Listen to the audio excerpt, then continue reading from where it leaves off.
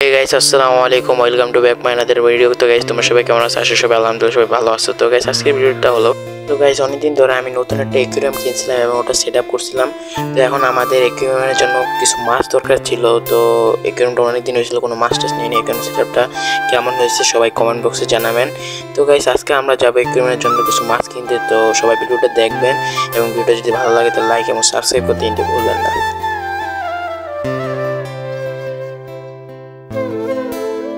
তো গাইস আমি already ready হয়ে গেলাম মাছ কিনতে যাওয়ার জন্য। তো এখন যাওয়া যাক মাছ কেনার জন্য।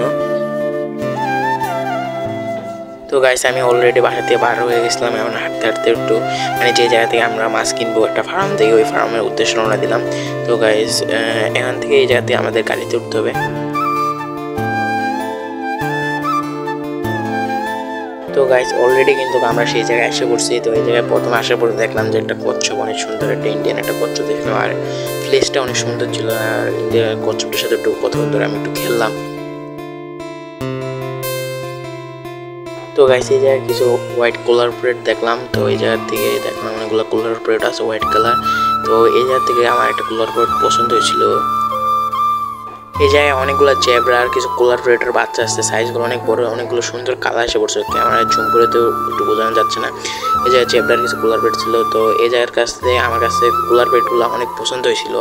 তো কালার প্লেটের বাচ্চাগুলো অনেক পছন্দ। তো আমি আমার ভাইকে বলছিলাম যে কালার প্লেটের বাচ্চাগুলো দিতে। তো আমি কালার প্লেটের বাচ্চাগুলো নিয়ে নিয়েছিলাম।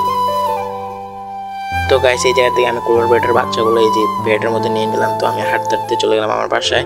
তো রাস্তায় অনেক গরম লাগতেছিল। তো আমি আস্তে আস্তে তাড়াতাড়ি হাঁটতে হাঁটতে চলে গেলাম বাসায়। তো গাইস বাসায় এসে দেখে যে অ্যাকুয়ারিয়ামে পানি দেওয়া হয় নাই। তাও তাড়াতাড়ি করে অ্যাকুয়ারিয়ামে পানি দিয়ে সম্পন্ন করে নিলাম। তো গাইস কুলার বেডের যে বাচ্চাগুলো সেগুলো এখন অ্যাকুয়ারিয়ামে রাখার পালা, অ্যাকুয়ারিয়ামে ছেড়ে দেবো এখন। তো দেখা যাক কি হয়। এখন বর্তমান সবাই যে আবহাওয়াটা অনেক খারাপ, একসময় গরম একসময় ঠান্ডা, এই কারণে আমি চাইছিলাম যে মাছের আর পানির টেম্পারেচার যাতে এক হয়ে যায়, যেহেতু অন্য জায়গা থেকে মাছটা আনলাম এই কারণে। তো গাইস আমি এখন মাছগুলো ছেড়ে দিলাম অ্যাকুয়ারিয়ামে, দেখা যাক কীরকম লাগে। ছোট ছোট এই কারণে মাছগুলো সহজে দেখা যাচ্ছে না, জুম করে দেখা লাগতেছে।